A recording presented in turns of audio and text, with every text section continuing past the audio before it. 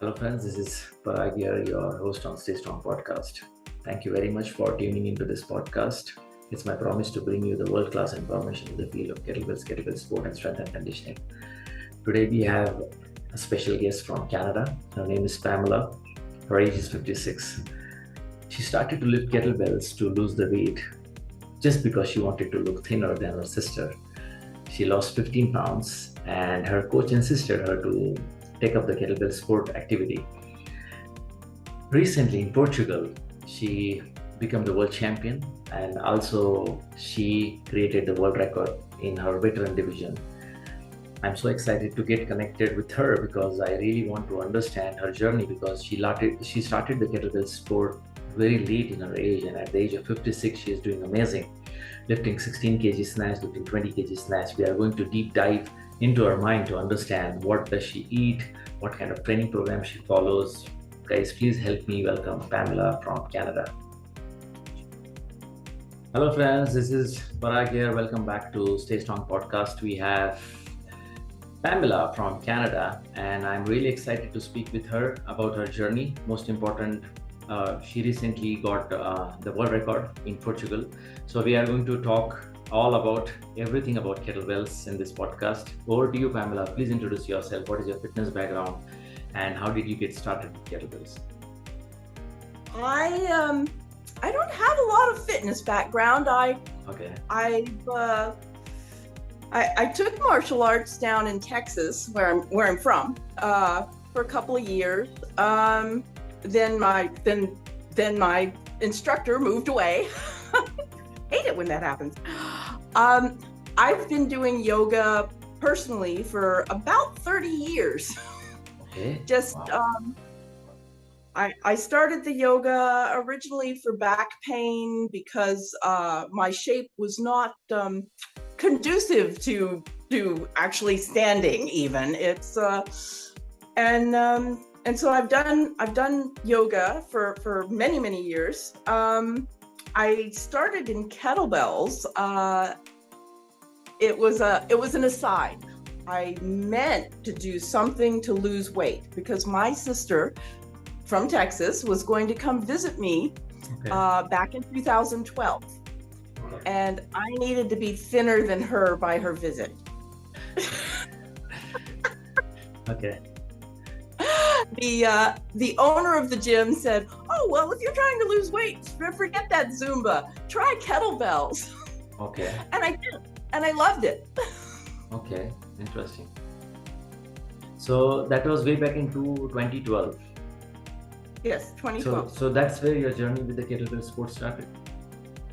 That's where the kettlebell journey started. Okay, so who introduced kettlebell sport to you? So probably you must have started lifting kettlebells for your fitness, but the sport is different altogether. So like who was the first guy who, yeah. The owner of the gym was doing classes for us, and her coach said, "Oh, you should try kettlebell sport." So she told everybody who was in the advanced classes in the gym, we're gonna switch to sport. And my personal trainer said, "Well, if we're going to switch to sport anyway, I'll do a little research and we'll get started." And so we did. We actually were probably about 3 or 4 months ahead of the rest of the gym. And so we ended up doing kettlebell sport because that's where the gym was headed. Okay, great. So prior to starting kettlebell sport, you started with kettlebell training, and your intention to get into the kettlebells was to lose weight. So did you achieve your goal? Did you lose weight with kettlebells? Yes, I did. Okay, so I would definitely like to know how much weight did you lose and what were the plans? Like what kind of training did you do? Well, initially it was kettlebell fitness. There were, round the bodies, figure eights, chest bumps, swings, all kinds of things that weren't really much overhead, but some snatches, not very many. Kettlebell sport, of course, went way higher than that. And I would say I had lost about 30 pounds when I first got in. Now, I have since gained a lot of that back in muscle. Okay. So the shape I want, I have, Okay. but the weight doesn't matter anymore. Okay. Got it. Okay. So you say that you started lifting kettlebells, you lost weight, and you got in shape, but then again you kind of got the weight back, but it was all more of muscles. So that's basically the alteration of your nutrition and your training programs, which was done by the coach. Correct me if I'm wrong, right? Yeah. Well, that is how I guess you succeeded in kettlebell sport so much, and that's the all discussion all about. That's really great. So when you started lifting kettlebells, was it the long cycle you started? What did the coach recommend to you to start with snatch or long cycle? How was it? How was your journey entry into the kettlebell sport?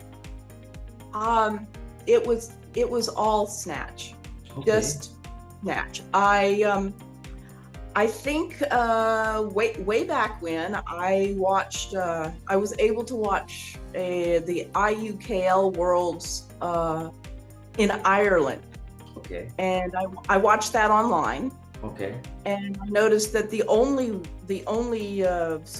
one that women were doing was snatch, because at that point in time, snatch only was the only one open for women. So I started training snatch.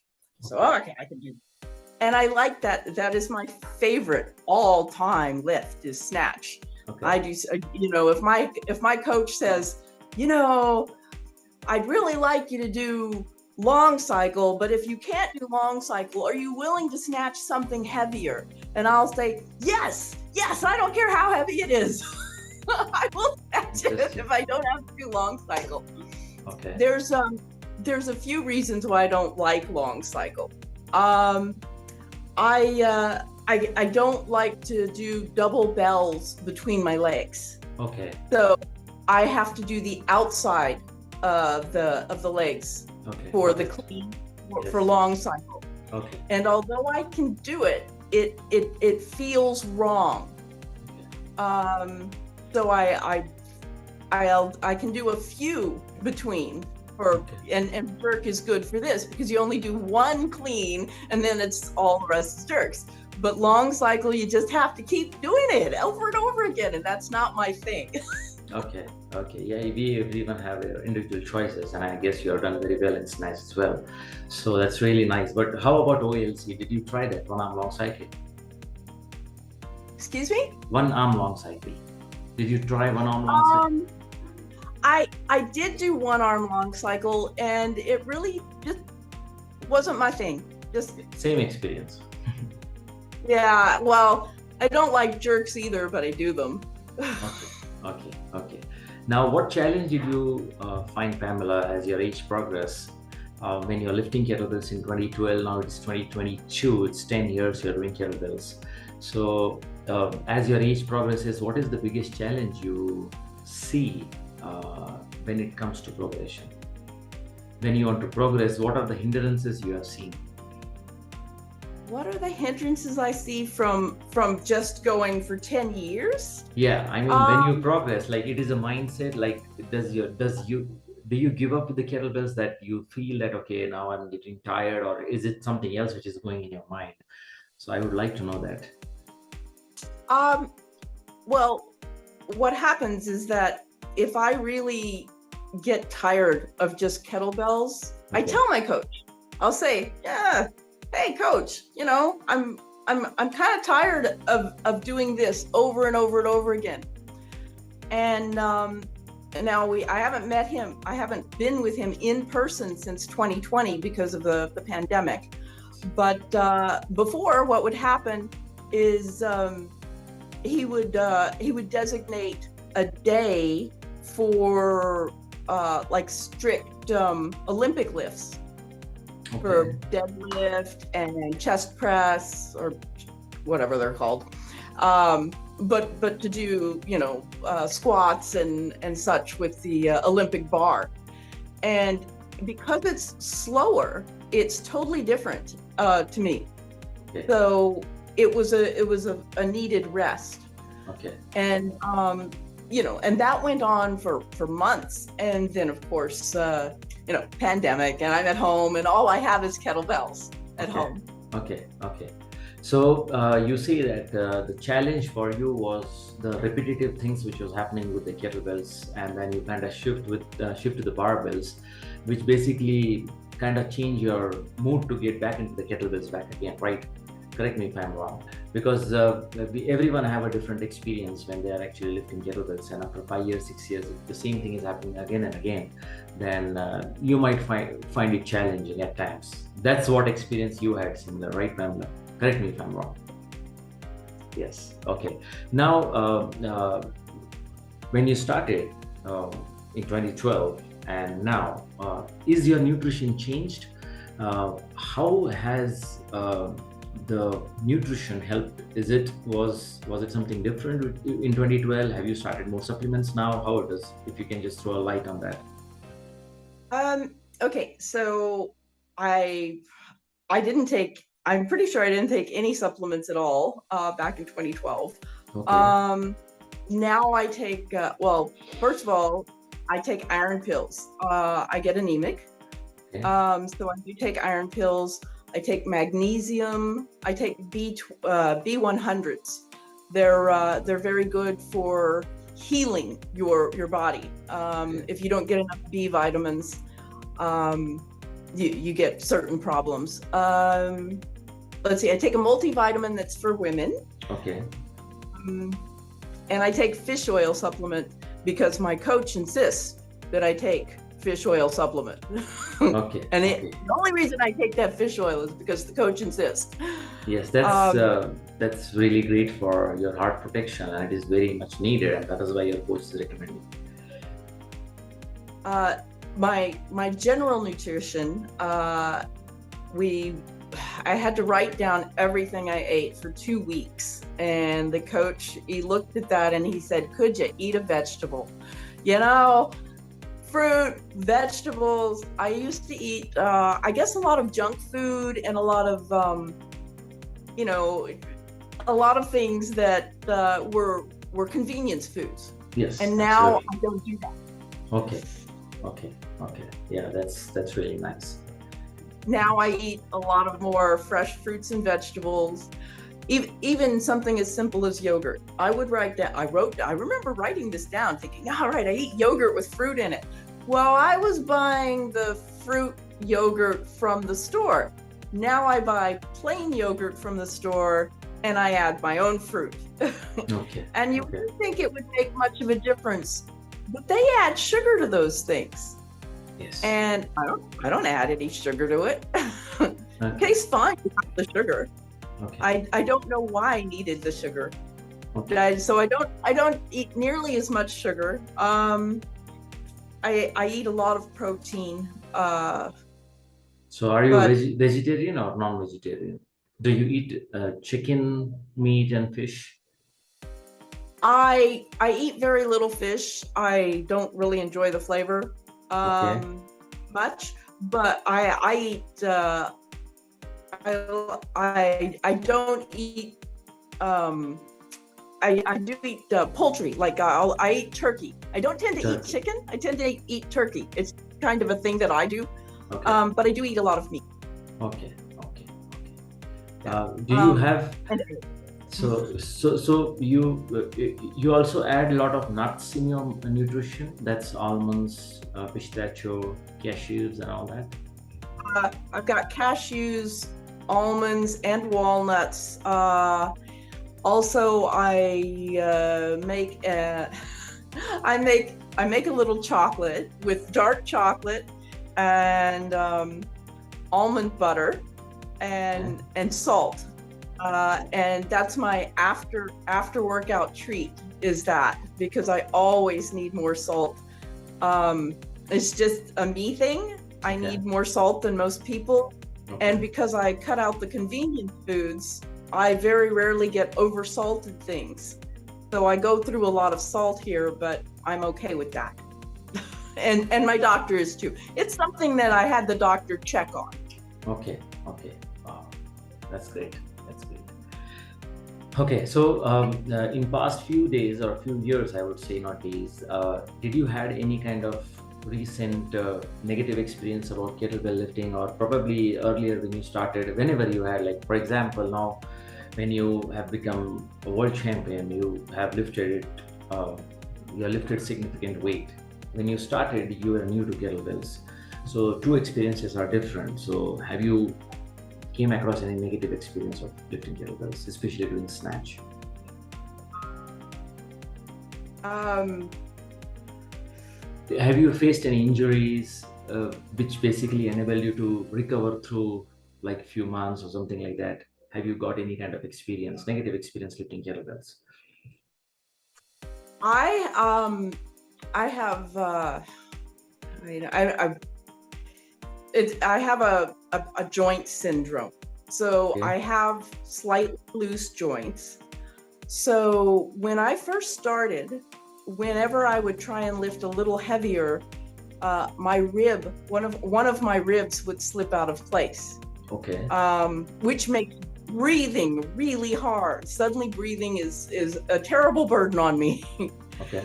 and that was when I was beginning. So my first kettlebell competition, I was supposed to be lifting a 16. Okay. And I actually had to drop down in weight to a 12 to even compete at that competition, because my rib had slipped out of place and I was doing physiotherapy to get it back in place.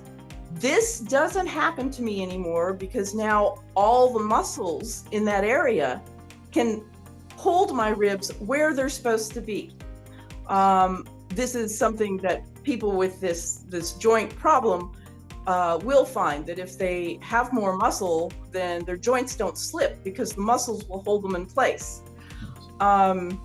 So I've become much better about not getting injured the higher weight I went, but I have to go slowly and I have to listen to my body.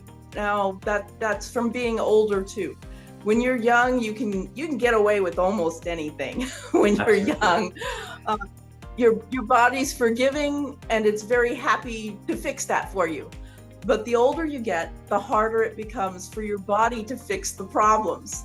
So if you go a little slower and a little more cautiously, also, again, this is why I have a coach. You have to listen to your coach. Absolutely. And make sure. My coach even says this. He says, you have me to keep you safe. when he isn't there, I don't think about how much I'm lifting. And afterwards, I'll write down, because I write down actually how much weight I lifted every session for the coach. And when he hasn't given me a workout, I lift a lot more than he would have asked me to, just accidentally. I don't think about it. Okay, great. That's so nice of you to rotate us all about through your experiences with and without coach training. Because my next question is like, have you tried to train without coach, like a competitive style of training, and what was your experience in comparison to training with the coach for the competition?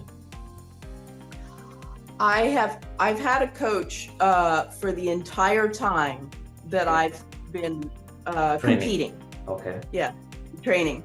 Every now and then, well, like say this weekend, if I tried to get hold of him and say, hey coach, what am I supposed to do on Monday? He's out of town. He's probably out camping, actually. He's very fit, and he, and he's got kids and he's busy, but when I'm actually doing my training, he's instrumental. I have to have him because he writes the programs for me. Yes. And he keeps me on a track toward always getting better, even though it doesn't make sense to me. Like, why am I doing this? What does this have to do? Running. I hate running. He's like, no, you need to run. Well, I now know that the running is what gives you the good cardio so that you can lift for heavier for a longer amount of time. Yes. But when yes, I absolutely. started, I didn't want to run. Yeah. Okay. Yeah. I mean, I also personally see a lot of people don't really like running. Rather, they want to have an alternative to running. So probably they would do running, rowing. They might want to indulge into maybe cycling or mountain climbing or something similar. So not all people really love running, but of course it's important. It's mandatory if you're doing kettlebell sport, because that's the real VO2 max training, which will definitely help you to get better in kettlebell sport actually. So yeah, good.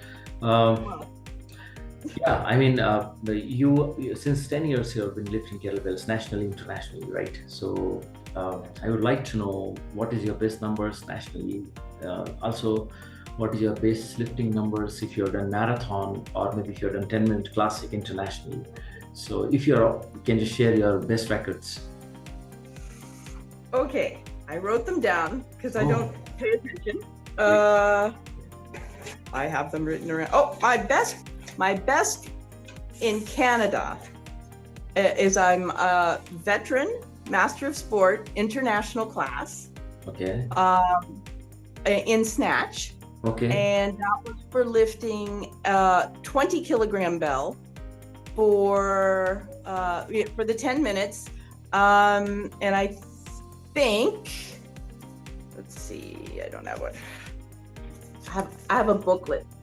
Absolutely. So I can look back and find out when I did stuff, because if I don't do that, I have no idea. 152 snatches with the 20. With the 20, 10 minutes. 10 minutes. That's a great number. And I did that at a Canadian Nationals. Okay, okay. That's NAZO, N-A-Z, no. Who organizes this? You mean the records or? No. The competition is organized by? The Canadian Kettlebell Alliance. Okay, got it. That's our national Okay. organization, Canadian Kettlebell Alliance. So CKA for short. Yes. CKA. Yes, yeah, I'm aware of that. Okay. Now, I also in Canada have my veteran Master of Sport in biathlon, and that I did this year with a 16 kilogram kettlebell.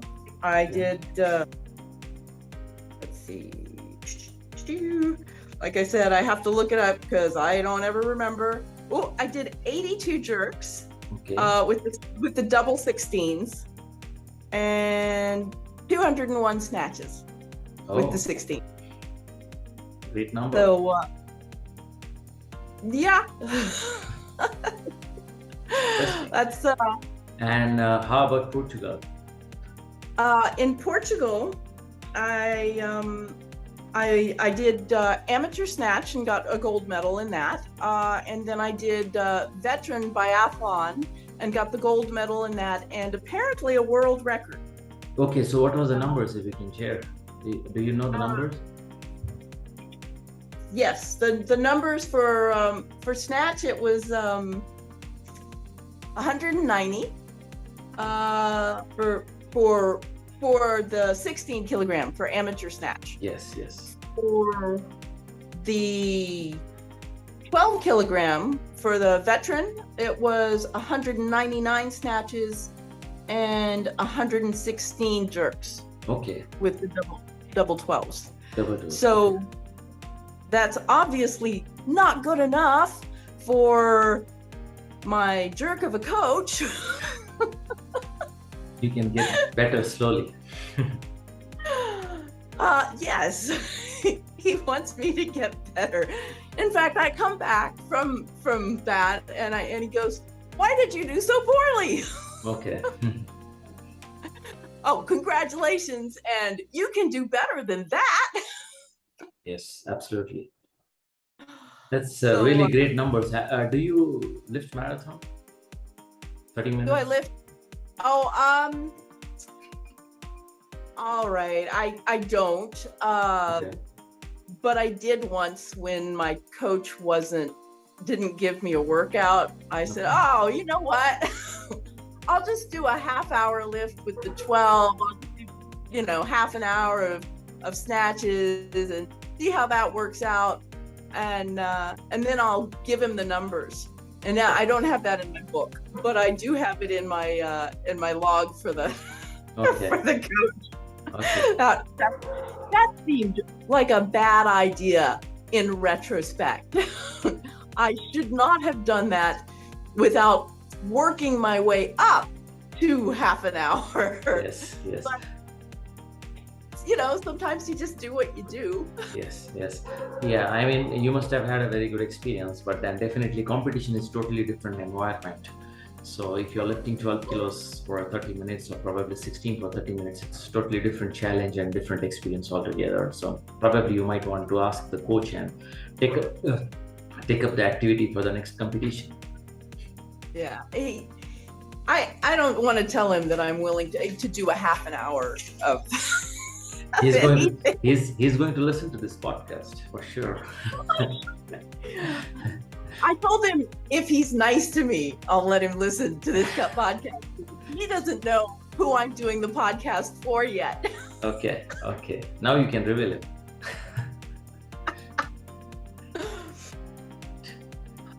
Great, Pamela. It was fantastic being in conversation with you. It would be really great if you can share your experience of travel and lifting kettlebells for 10 years for the Indian women lifters, for which this podcast is all about.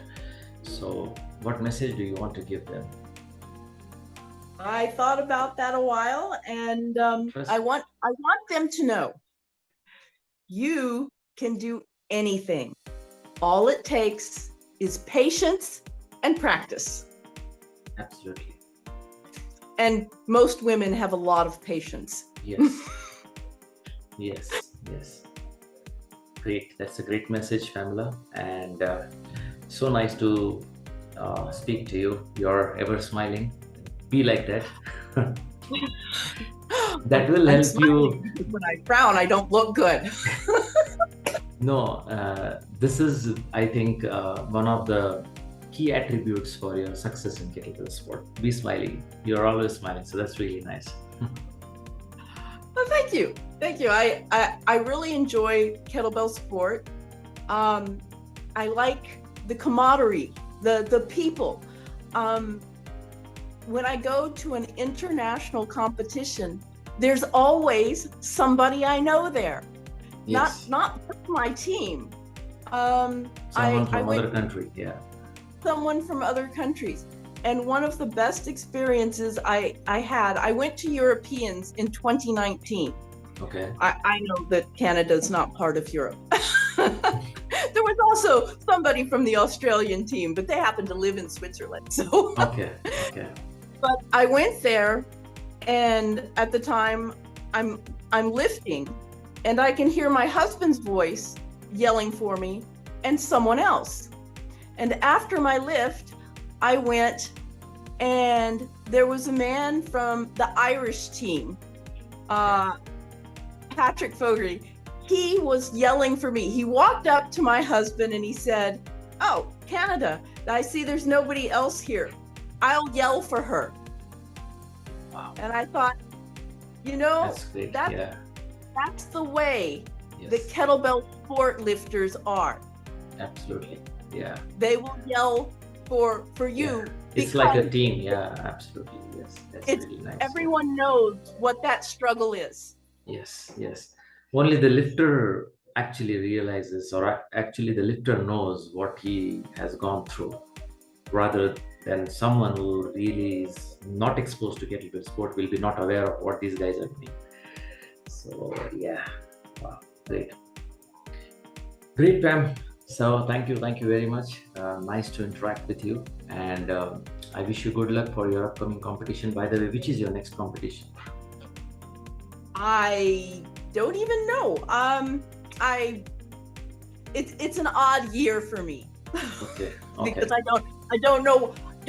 really know where I'm going right now. But if all else fails, you'll see me in Hungary next year. Okay, okay, okay. Yeah, that would be I, interesting place too. yeah, I don't know what I'm doing before then, but I will definitely be trying to make that Okay. because I like the world competitions. Yes, yes. They're Great, lots of fun. great. Great. Thank you, Pam. Thank you very much. Have a great day, and I'll connect with you soon, and we'll definitely meet up in one of the competitions. I wish you Yes. all the best. Thank you for having me on. And it's good seeing you again because I remember you in Portugal. Yes, yes. Thank you.